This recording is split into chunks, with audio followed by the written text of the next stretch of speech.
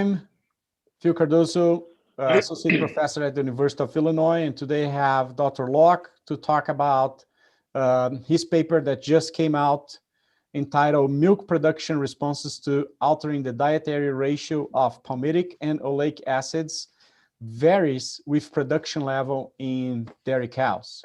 So before we get into it, Adam, if you want to introduce yourself and... Hey, thanks, Phil. Yes, Adam Locke here, Michigan State University. I'm a professor in the Department of Animal Science. I've been here about 11 years now. Prior to that, I was at the University of Vermont for a few years in a faculty position. And before that, I was a postdoc at Cornell when I first moved to the US from the UK, where I did both my degrees at University of Nottingham. So lipid digestion, lipid metabolism, since my PhD going forward has all been around fatty acid nutrition, metabolism, really focused more the last decade now on trying to understand the role of different fatty acids in the diet on nutrient digestion, metabolism, milk production. Mostly a pretty applied program. My real interest is, how can we apply the studies we're doing and directly impact them on dairy farms. So thanks for having me. No. Thank you for being here. I remember, I think it was at the Forest State the first time that I saw you speaking, maybe 2010 or 11 or something. Okay. And then you were saying, oh yeah, I'm also the fat guy, right? Yeah. You make the joke that you work with fat and you were a little bit... Yeah, I'm still a fat guy. Now. That joke, you cannot make it anymore. Oh no, I can. I'm still the fat guy. Yeah, still the fat guy. Trying to reverse that somewhat for sure, but yeah. Maybe you can start talking about the fatty acid guy. Those just there we go. Yeah, the fat guy. Thank you.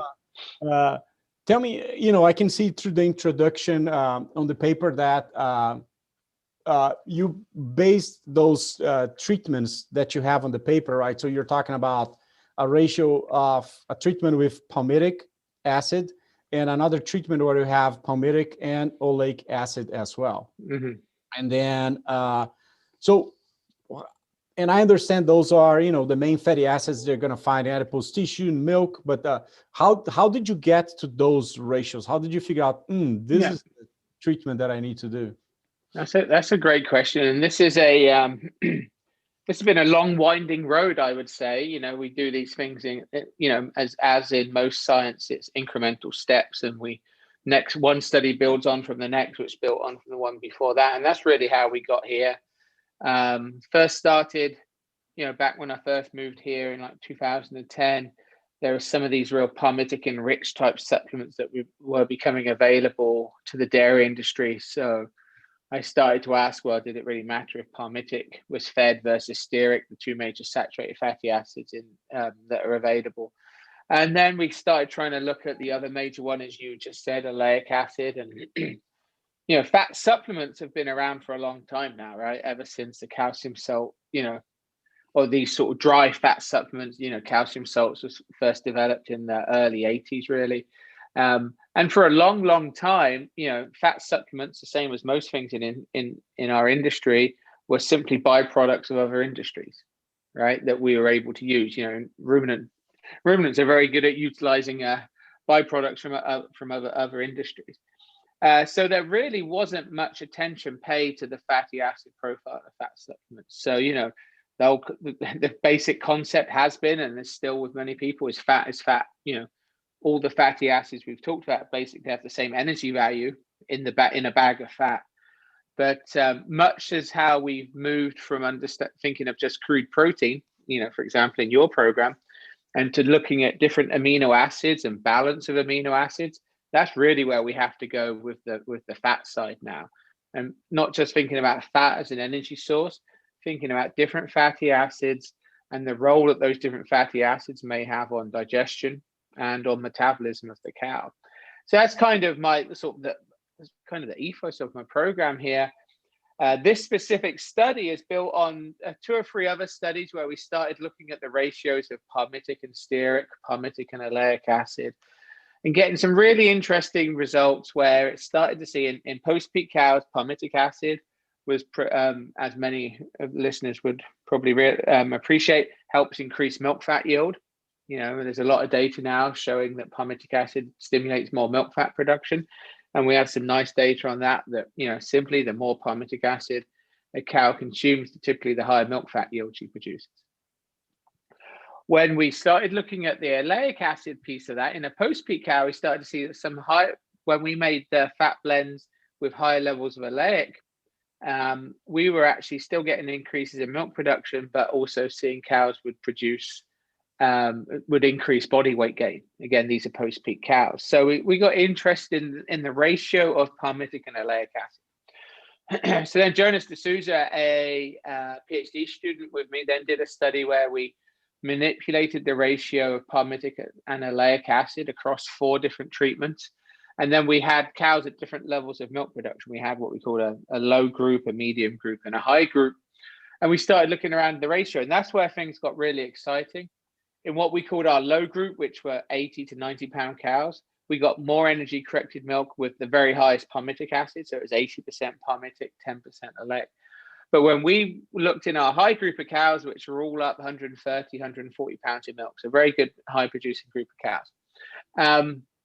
When we had a blend that was lower in palmitic and higher in oleic, so it's 60 palmitic, 30% oleic acid. And we simply did these by taking 2 commercial supplements and blending them in different proportions to get those ratios. And that information is in the papers. But in that high group of cows, we actually got the best production. In that study, it was over 10 pounds more milk, energy corrected milk, when we had that highest oleic acid blend. So it's not just the fatty acid blends that maybe having different responses, but those responses were different in cows with different levels of milk production.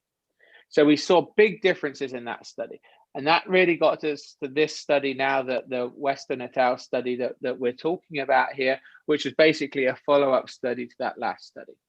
And in this study, we use kind of a classic crossover design model that Mike Allen has used a large number of times in his program that I've been fortunate enough to utilize as well, where we simply took that 80% 80 to 10 ratio of palmitic oleic and directly compared that to this 60-30 blend across a group of cows with a wide range of milk production, anything from like 30 kilos up to over 60 kilos of milk. And it's just a simple crossover study.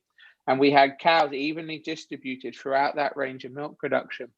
And the simple question there was, could we replicate that differences in milk production? So did cows start to respond differently to those treatments as level of milk production went up? And again, this is all in post-peak cows. We've also now started to transition this into looking at early lactation cows as well. But with this study now, the exciting and the good thing here is we were replicating results. It's always nice to see consistency across studies, right? Excuse me. And that those cows with high levels of milk production perform better on that higher oleic blend. The magnitude of change wasn't as different in this study, but we actually didn't have as many very high producing cows as we did in that previous study. But in those lower producing cows, that highest palmitic acid level had the best production responses in terms of energy corrected milk. So that's really started to, again, this then stimulates more ideas for the future.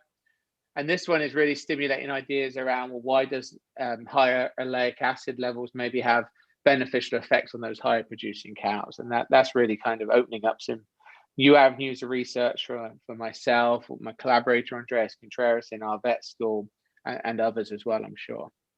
Yeah, it was very, very interesting. And that's kind of one of the things that I was curious about, if your approach to do the blends was just, get the commercial products and mix them, or if you had a specific source that you were going through and say, no, I want this purified type of product. So that's So we've used different approaches in different studies. Many of our studies, when we've been making these blends, we are taking commercial products that are widely available, and then if we know the total fatty acid content and the fatty acid profile of them, we can mix them together to get these desired blends.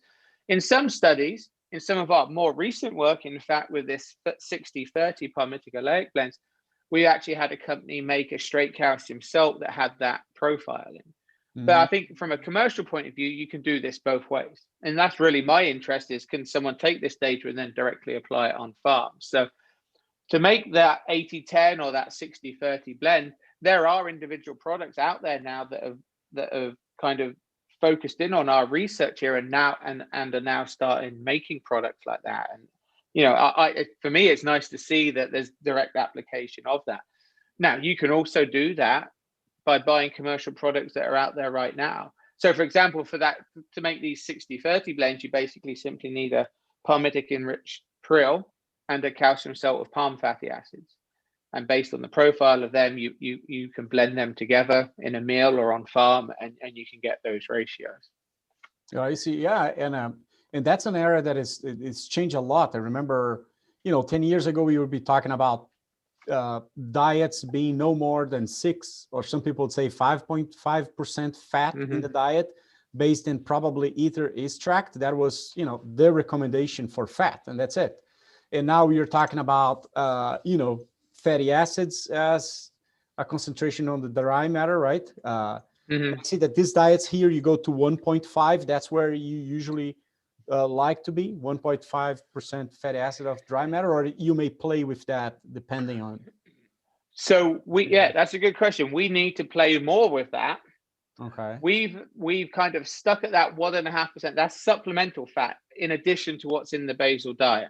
And we've utilized that level in lower and higher fat diets when we've fed more cottonseed versus soy hulls. We've done some studies like that. That 1.5% fat is based on a study we did back in 2014, I think it was published a few years ago now, where we did a dose response with a commercial palmitic enriched supplement. And when we went above that level, we saw drops in digestibility and then not as good performance. Now, knowing what we know now with some of this slightly higher levels of oleic acid, I think we can push those levels higher again, because I think we'll be able to maintain digestibility and absorption. So that's something we really need to look at more in the future. But then, talking about this, these rules of thumb, right, of fat levels in diets, or do or don't use fat, supplemental fat in fresh cows. A lot of these rules of thumb, of course, are based on data maybe from the 70s or 80s or early 90s, which they were doing studies in fat research which are very different to what's being done now, right? A lot of people say don't feed too much fat because you hurt fiber digestibility. Lou Montana had a good review on that a couple of years ago, showing no, that's not true anymore. That's not true in regular levels. We have data on that. We have data with palmitic acid or these 60-30 blends showing we can actually improve fiber digestibility. But a lot of the dogma that's still out there now is based on studies that may have fed tallow or soybean oil or other vegetable oils at 3, 4, 5, 6%, when people were first starting to understand the role of fats in nutrition. So we need to move away from a lot of that dogma. So I actually, often challenge, some people say we shouldn't feed supplemental fat to cows because cows don't eat fat. And I often say, well, what's the highest fat diet a cow will ever naturally see? And it's a cow on fresh pasture. Fresh pasture can be up 7-8% fatty acids in it. Okay. So I think there's opportunities. Of course, there's economics around this as well, right? There's opportunities to feed higher levels of fatty acids in the diet. Now, that doesn't have to be all from commercial fat supplements. It could be higher, byproducts that have more fat in. I'm a big fan of cottonseed in diets, because I think it has that slow release in the rumen, so you avoid some of the negative effects of too much unsaturated fat in the diet. So I think there are a lot of opportunities in these areas to sort of maybe push higher fat levels in the diet, especially in that mid and late lactation cow that doesn't need so much starch either in the diet. So, and that's where we can start, thinking, as I mentioned earlier, with the oleic acid as well, where we can think about these diets in terms of nutrient partitioning between body weight and milk production as well. I see. And then one thing that you saw here, I have to write one question before I forget, but one thing that you saw was that when you fed, right, the palmitic acid, you had increase on fat yield and also protein yield. And the fat yield sometimes is a little bit easier to understand the direct mechanism, but then the protein yield kind of goes, well, so is there some liver effect? And in fact, you saw some of the things and you discussed some things that could be sparing glucose or something like that. So can you just expand on why this greater ratio of palmitic acid would kind of give this protein yield? And I think you mentioned, the digestibility was the same among them, of NDF at least. Yeah, that's a really interesting question on the protein. And actually, you called me the fat guy earlier on, which is true. But 3 of my last 4 studies have also had amino acid treatments in them as well. So we're starting to ask ourselves more around that, because when Jonas a few years ago started looking back at our data, we started to ask ourselves, well, why has some of our studies with palmitic acid, we've seen improvements in protein yield, and in other studies, we didn't see improvements in protein yield. The general concept is when you feed fat, across this broad range of things we call fat feeding, is you increase milk yield, you increase milk fat yield, protein yield stays the same. So often protein content goes down, the dilution effect. That's a general kind of concept there. Mm-hmm. But there are situations like you've just talked about here where we may see improvements in protein yield. This specific paper here, this is a harder comparison one to make because it was comparing one fat to another fat treatment here rather than a negative control. And I just looked, there was a trend there for more protein yield in that palmitic versus the palmitic and oleic blends.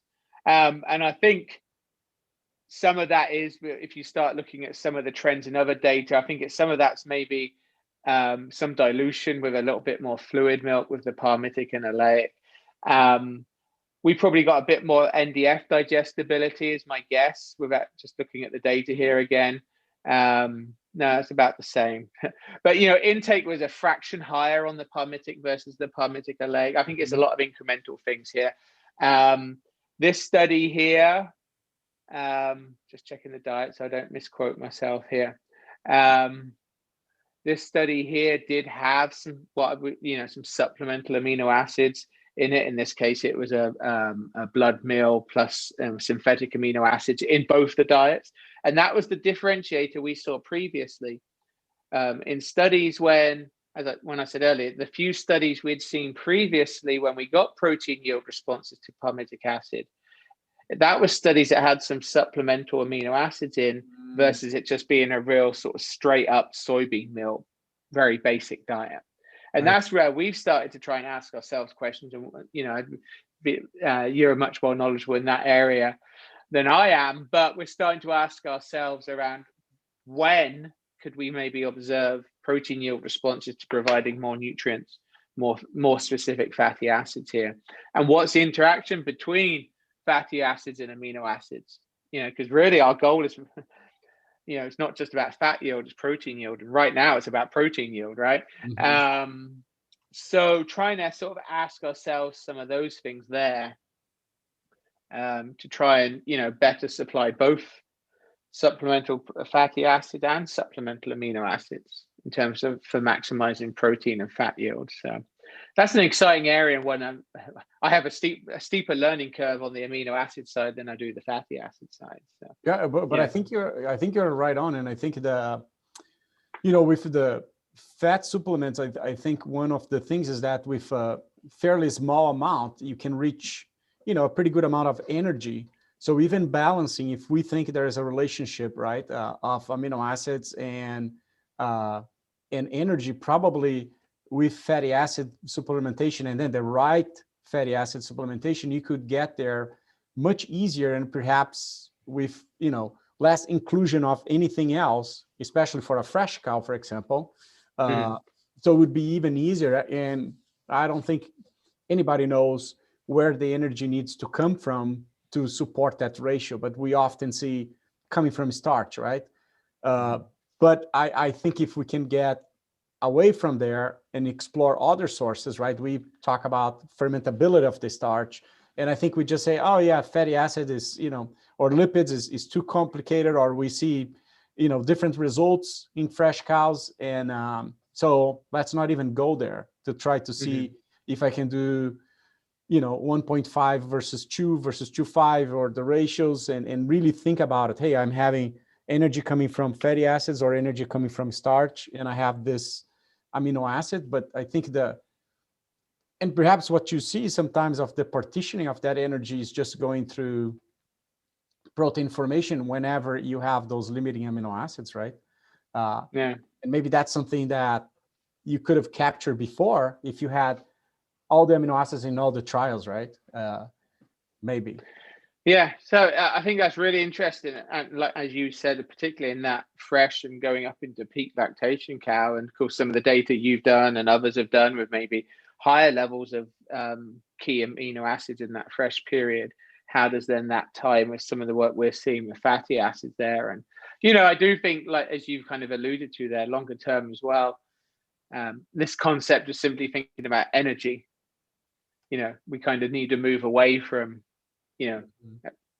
MP to ME kind of things, and some of that, because what does that term energy really mean if it's coming from not just fatty acids versus starch, but from this fatty acid or from that fatty acid, in terms of their role as signaling molecules and some of those things as well. I think that luckily there's still a lot to know and lot to try and understand and implement as well. So yeah, that's true.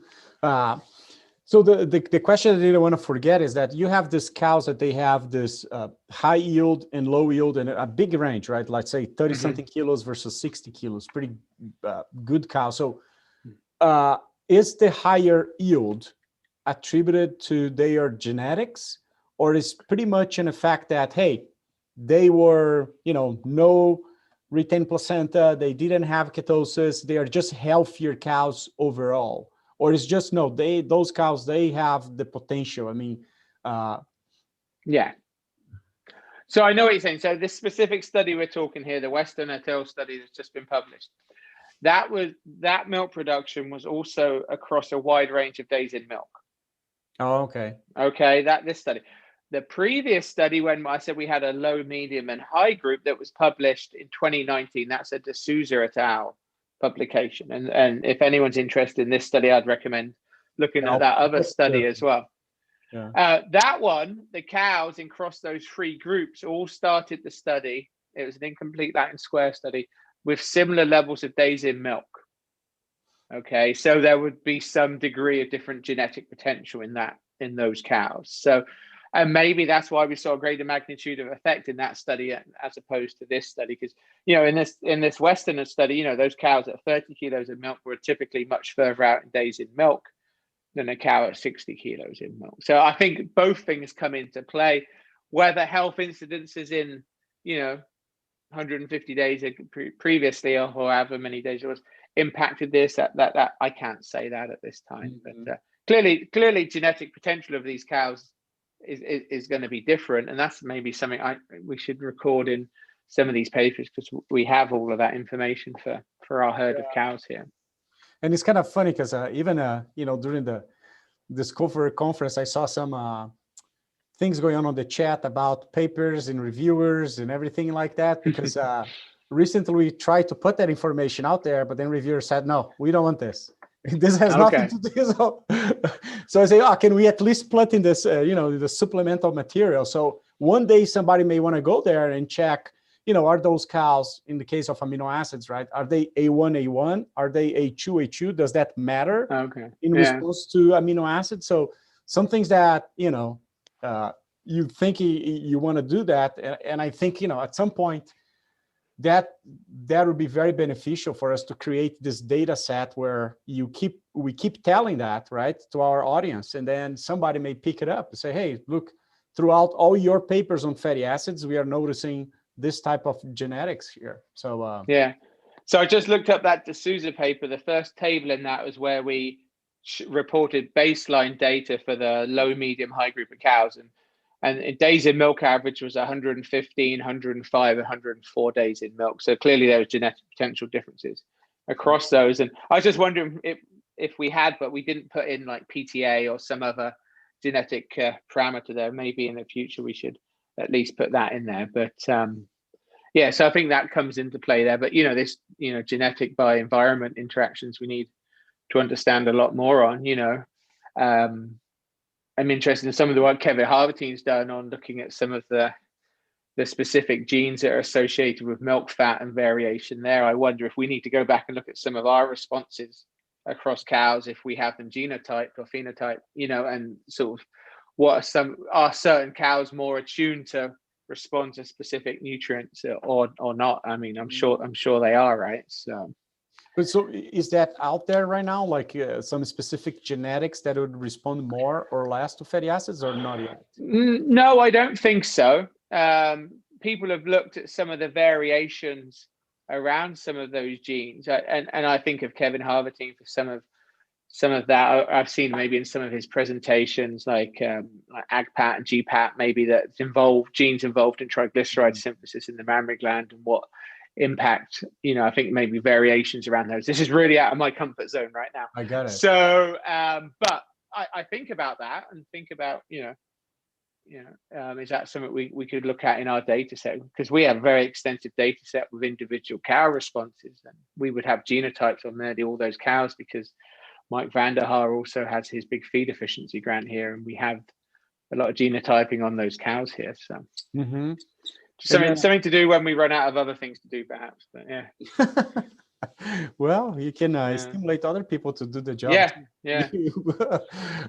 One thing is that we talk about at that Discover conference in transition was this type of a new approach to figure out fatty acids, or to analyze fatty acids, right? Through MIR, for example. I know that you have a huge lab and knowledge on evaluating those fatty acids through HPLC methods, right? Oh, GC, gas chromatography. Okay. Yeah. Do you see this MIR technology growing and kind of allowing then for more people to do it? What are the limitations there, or you think we should be doing GC all the time? Oh, there's a lot of questions to unpackage there, I think. But okay. It depends on what these sort of things are used for, I think. This concept where people are thinking, like this idea where you could take a bulk tank milk sample, and sort of fingerprint that to try and diagnose a nutrition issue on farm, I struggle with that. And they're mostly focusing that around low milk fat and relating to Novo, because I often would go back and say, well, what's the simplest thing you can measure? And if you're trying to diagnose a low milk fat issue, the simplest thing to measure is what's milk fat content. I haven't seen any data on that side of that story to convince me right now that taking bulk tank samples from herds to try and help diagnose a milk fat issue is any better than just that bulk tank telling you that you have a milk fat issue and you need to look at the management and the diet and the nutrition to try and work out what is causing that. I don't see any reason to that extra expense right now. Now, some of this, where I see longer term potential is if that MIR can routinely be put in line in the milking parlor, as a rapid or a daily analytical, as maybe as they showed some at that conference, maybe as a marker for excessive body weight loss. Milk fat content in its own actually will tell you that, right? If a cow with very high milk fats in early lactation, she's most likely has a lot of fat mobilization. But if you can correlate something in milk as a marker for a disease, I mean, when you do MIR, you don't really know exactly what you're measuring. You're just looking at correlations mostly, right? Then that you will, that has some potential and some usefulness, I believe. But simply using bulk tanks and those MIRs, I don't think that has a good concept. But being able to bring it into the milking parlor around that transition period, I think does have some longer term applicability. Oh, okay. One thing now that I remember as well is that you measure Nifa in this trial, BHB as well, and then you saw a difference with the Palmitic where you had lower Nifa. However, if I check on the paper, it was like 0.12 mil equivalents per liter versus 0.13, right? So I'm not sure if you attribute a lot of difference to that or no. It's just kind of So I've lost the paper here right now, but in post-peak cows, when and I have so there are some people that try and make the claims around some of our Palmitic work. In a post-peak cow, you will typically see, when you feed a fat supplement, you will typically see an increase in Nifa. Mm-hmm. Okay, but as you said, it might be 0.9 versus 1 in terms of units, right? That's meaningless, right? You know, when a cow is in early lactation and is mobilizing body fat, what levels of Nifa are we talking there? We're talking what, over 500 type things, right? The simple reason why when you feed fat, you typically see higher Nifa is you're absorbing more fatty acids, you have more circulating triglycerides. And when those triglycerides are lipolyzed, you know, for the fatty acids to be taken up by tissues, a triglyceride has 3 fatty acids on. All 3 could well be lipolyzed at the tissue, but they're not all taken up. So some of them stay in the circulation as a free acid. So that's the reason why, higher Nifa typically goes up when you feed fat. So, you know, in some of our studies, if you feed a palmitic enriched fat, for example, compared to no added fat, in a post-peak cow, you see production go up, you know, no differences in intake, but you see a slightly higher Nifa, like 0.9 to 1 unit. That doesn't mean the cow's mobilizing body fat.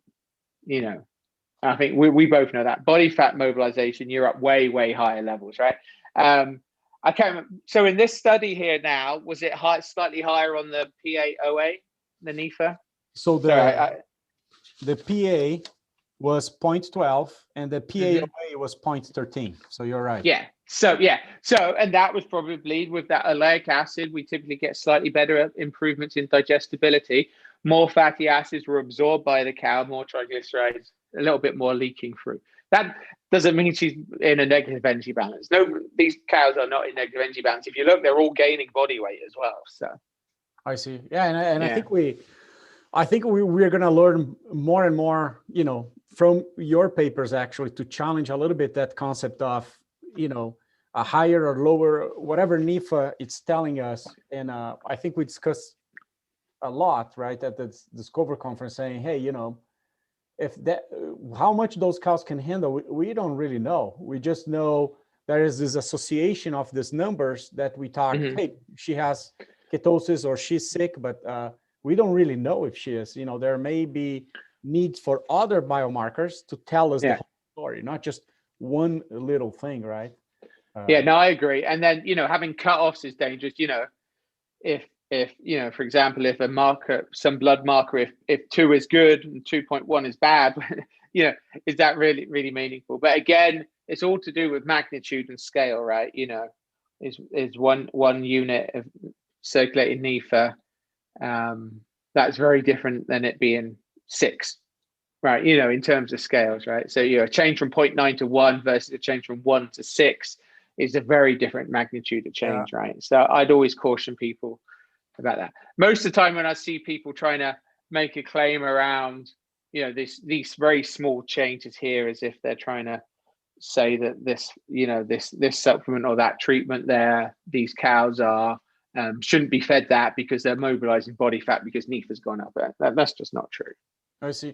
And do you think, like in your paper where you see a difference with cows that, you know, of utilization of those fatty acids of the cows that produce more milk, because it seems like we talked before, their intakes were pretty similar, right? 23.3 versus 23.6 for PaOA, if I remember. 23.6 for PA, 23.3 kilos per day for PaOA. And there's a treatment by PMY, the preliminary milk yield interaction 0.04, but no treatment effect there per se.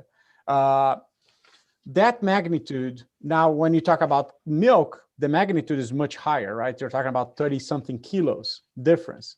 Do you think that this passage rate in the mammary gland, it's something that also determines the type of fatty acid? Is that something?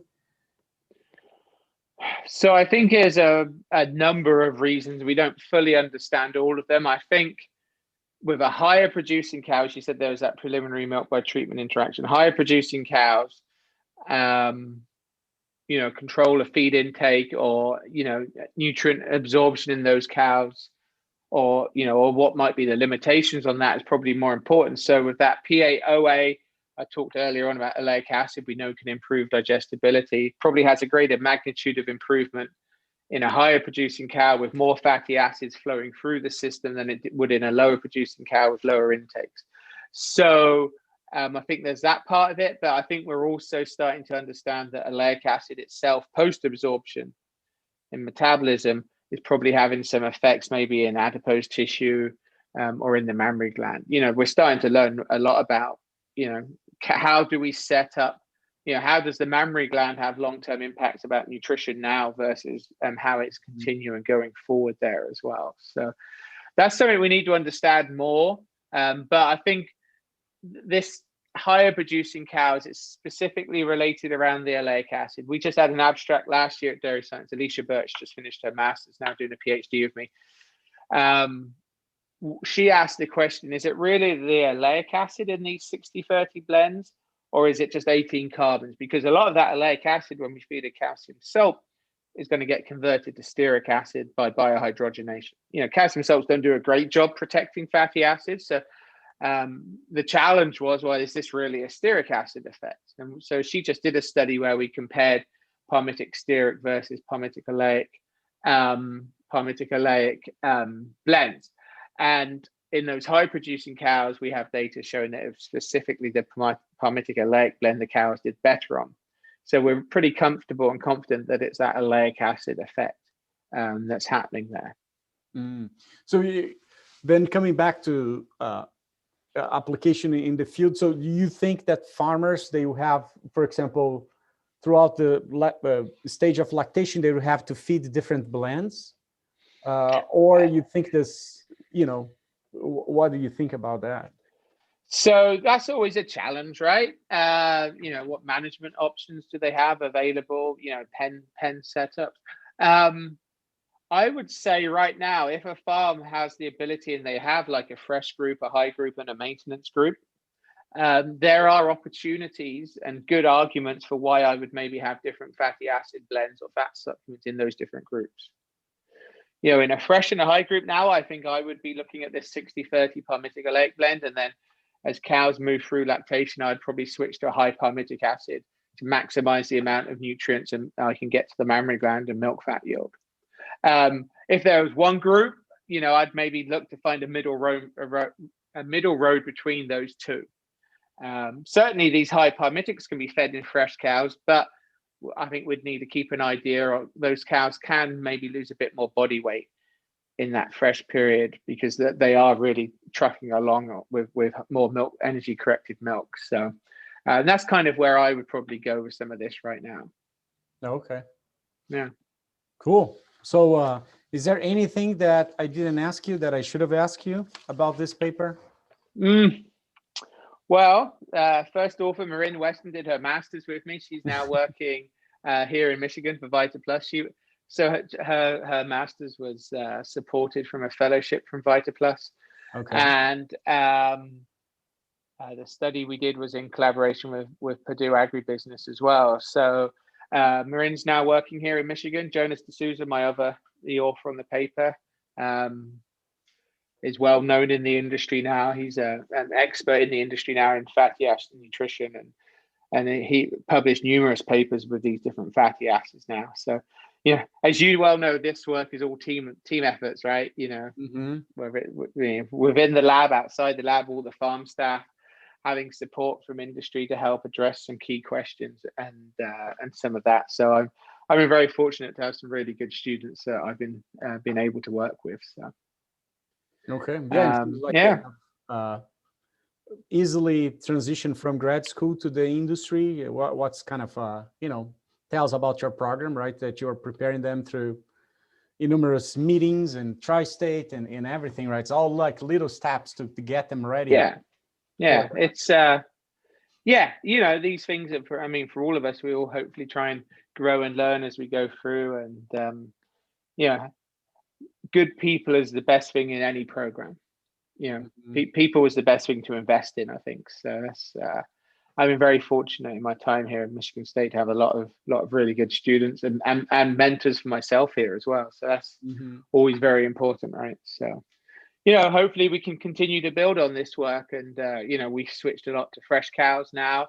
Hopefully we do some more work in that, and maybe transition cows in general, some of the dry cow stuff as well. So hopefully we have a lot more interesting stuff here right now. So I appreciate your interest in the work, Phil. No, that's amazing. I think we still have a lot to learn, but I think you created a lot of awareness already in your time here. There's your paper from 2005 that I have it almost on my desktop here that I like to remind myself of some of the things that, happen with the whole lipids. But I think I think you're making lipids a little bit easier to understand, to be honest. I think it's a very complex thing, and people, I think, make it usually more complicated than it is. But I think when you start breaking down and doing this stepwise type of trials, I think it's easier to follow, right? You're not trying to put a lot of things in one big basket. You're just building up, and I think that's easier for everybody. Yeah, I appreciate that. I remember my mentor, Dr. Bauman at Cornell, often talked about science was, one brick in the road at a time. You're just making these incremental steps. It's not very often you make that huge leap forward, like the Watson and Crick leap, double helix type thing. Is the stuff we're dealing with, it's these incremental steps in the road. Now the road may take a different turn, but it's all about these incremental steps.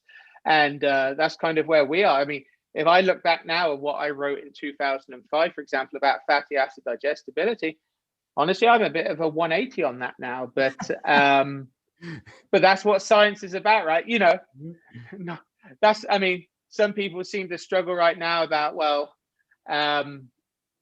so what scientists are saying now about, some of the virus issues we have in the country, right? It's different to what they said in February or March, but we know different things now, right? And at the very basic fat level here now, what I thought I knew in 2005 about fatty acid absorption is quite different to what I think now. So, but that's what you have to follow the data and keep building on that as well. Yeah, so, and I think just like we briefly mentioned about A2 milk and a lot of impact on the supermarket, where now people that maybe are not familiar with the research, they are faced with that. Hey, is that true? Does it have more digestibility? I think on the fatty acid side of things, the whole DHA, supplemented milk at the supermarket and trying to get fat to diet. So I think there's a lot of interest also from the consumer side of things on understanding better all this fatty acid story, because we may get to a more digestible milk or digestible fat instead of saying everything is fat in milk, right? Yeah, things are changing. People instinctively know omega-3 is good for you now, right? I mean, I'm not sure sometimes if people realize they're fatty acids, it's not omega-3, but we're starting to understand. Like I said, I always like to think about where we are now with fats and fatty acids is where you've been crude protein and amino acids probably the last decade or something. So we're trying to play catch up on some of those areas now. Okay. Well, thank you very much. You were very generous with your time. No, it's been fun. Thank you. Yeah, and always good to talk to you. And hopefully we can do that again. Well, in person next time, hopefully. Yeah, sounds good. Thanks, Phil.